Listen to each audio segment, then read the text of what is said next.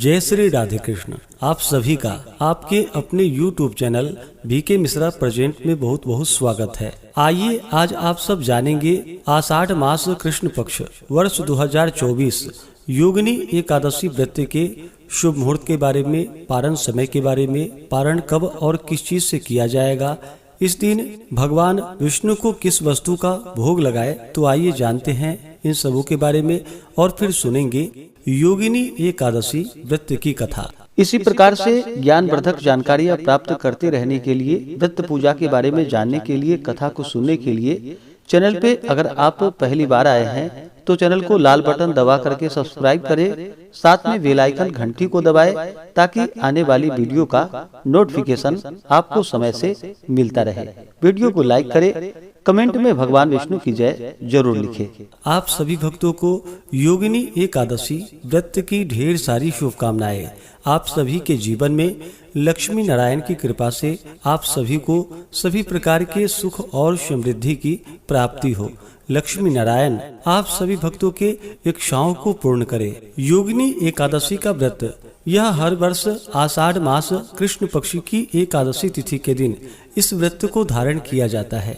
एकादशी का व्रत भगवान विष्णु भगवान श्री कृष्ण को अति प्रिय होता है।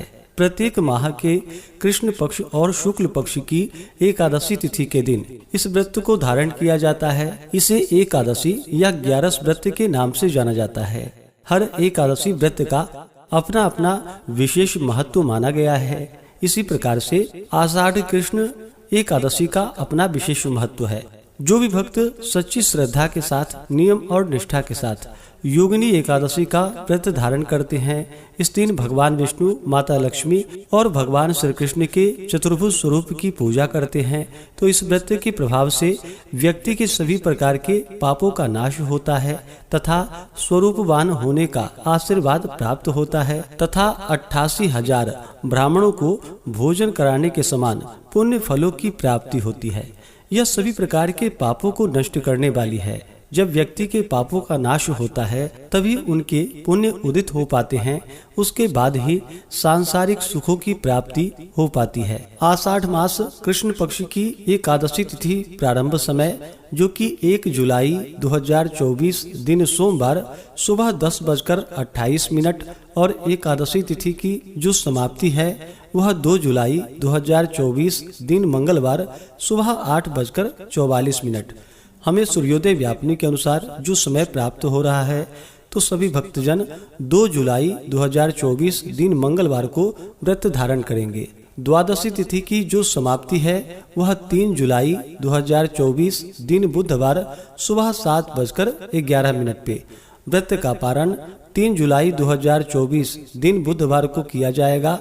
पारण का समय सुबह 5:28 से सुबह 7:10 तक व्रत का पारण किया जाएगा। योगिनी एकादशी व्रत का पारण जो कि यव चूर्णेन पारणम यानी कि जौ के चूर्ण से इस व्रत का पारण किया जाएगा।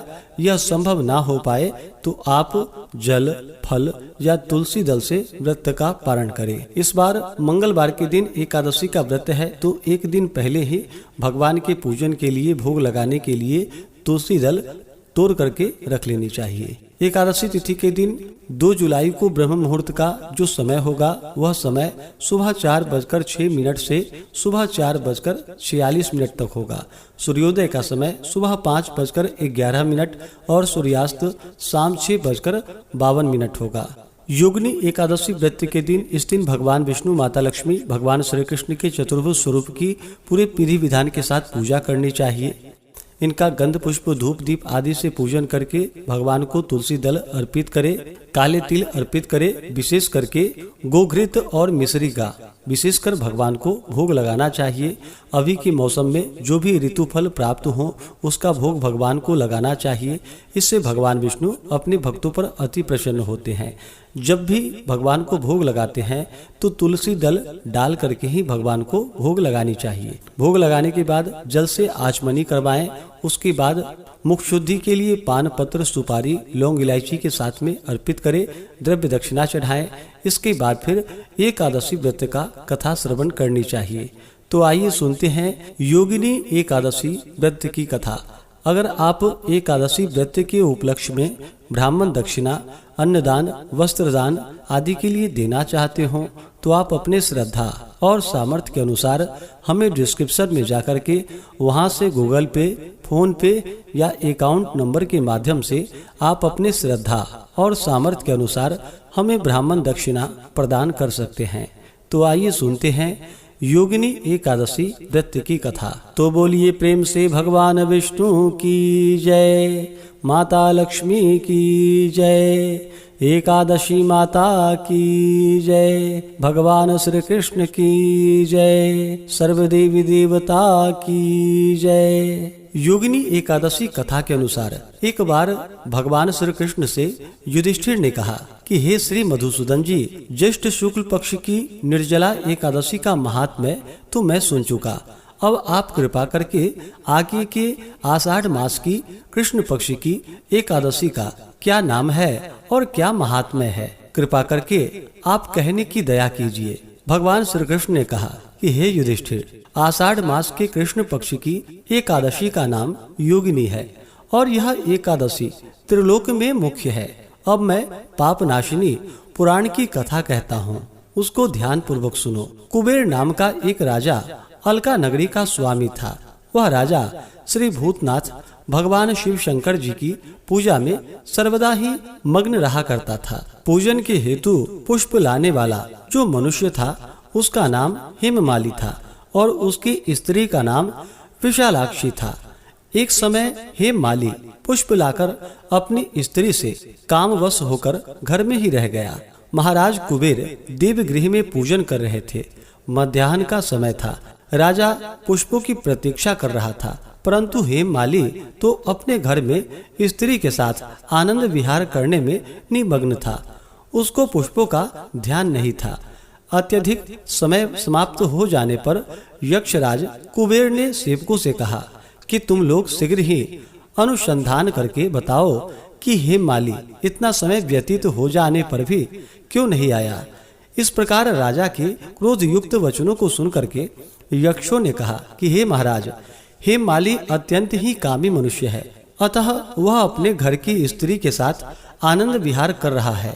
यक्षों के वचनों को सुनकर राजा ने और भी अधिक क्रोधित होकर उसको बुला लाने की आज्ञा दी।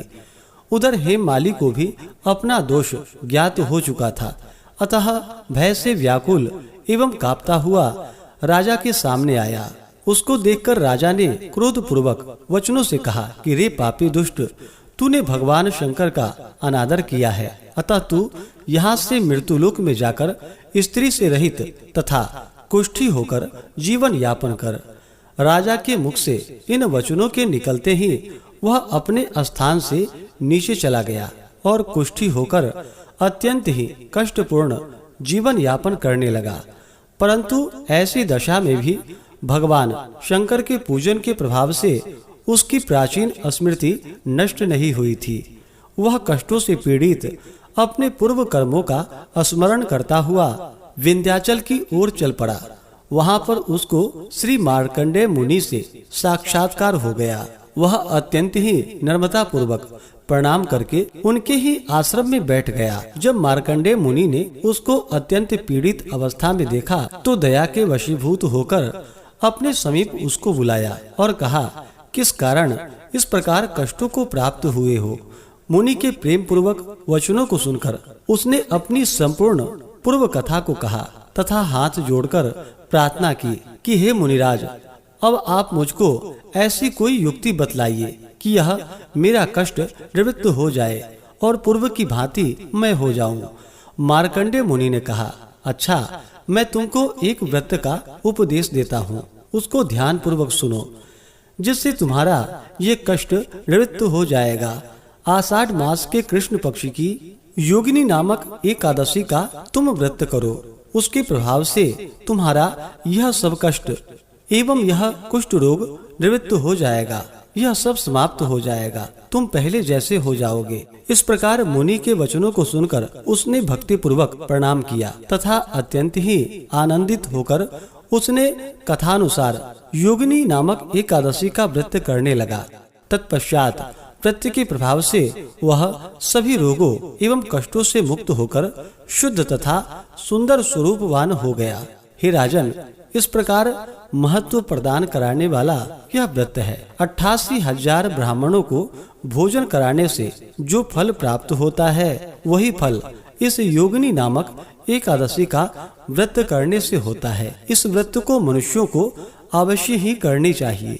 तो बोलिए प्रेम से भगवान विष्णु की जय, माता लक्ष्मी की जय, एकादशी माता की जय, भगवान श्री कृष्ण की जय, सर्वदेवी देवता की जय। इसी प्रकार से जो भी भक्त सच्ची श्रद्धा के साथ, नियम और निष्ठा के साथ योगिनी एकादशी का व्रत धारण करते हैं, भगवान का पूजन करते हैं, कथा श्रवण करते हैं, इससे व्यक्ति के सभी प्रकार के पापों का नाश होता है तथा रोगों से मुक्ति, स्वास्थ्य लाभ की प्राप्ति होती है तथा सुंदर व स्वरूपवान होने का आशीर्वाद प्राप्त होता है और अंत में भगवान विष्णु के धाम की प्राप्ति होती है। जो भी भक्तजन एकादशी का व्रत धारण करते हैं, उन्हें एकादशी व्रत के दौरान शुद्ध और सात्विकता का पालन करना चाहिए, ब्रह्मचर्य का पालन करना चाहिए।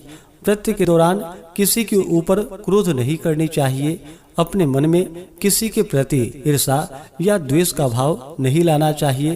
पूर्ण भक्ति श्रद्धा के साथ भगवान का पूजन करते हुए ओम नमो भगवते वासुदेवाय या श्री कृष्ण गोविंद हरे मुरारी आदि नाम जप करते रहना चाहिए। एकादशी की रात्रि दिन रात्रि जागरण करते हुए समय को व्यतीत करना चाहिए।